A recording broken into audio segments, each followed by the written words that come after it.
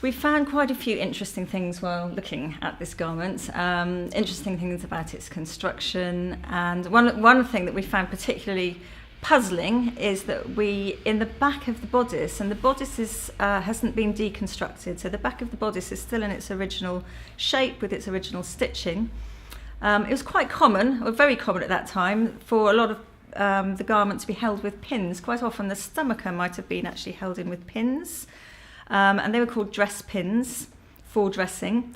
We found 2 dress pins in the back of the bodice, but in a part of the bodice that was constructed by stitching. So it was really mysterious to find these pins here. And they're actually, one of them is actually causing a little bit of deformation in the fabric. So there's a big question about what do we do with these pins. Do we take them out to make the fabric lie as we would want it to, or are they actually an important piece of evidence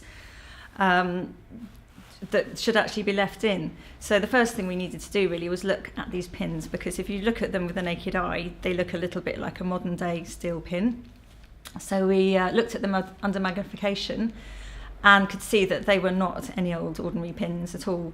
They do look as if they're made from steel, but they are handmade. They're tiny little handmade pins.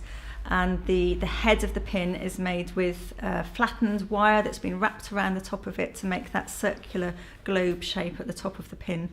So this has led us to realise that they are actually historical, and we think it's very likely that they are from the 18th century. The way they look does seem concurrent with how pins looked at that time. This is the kind of thing that we'd like to do a little bit more research into, though, to get a definitive answer on the dates of those pins, to see when they were put in, and also we'd like to know why they were put in there, and we just don't really know that yet.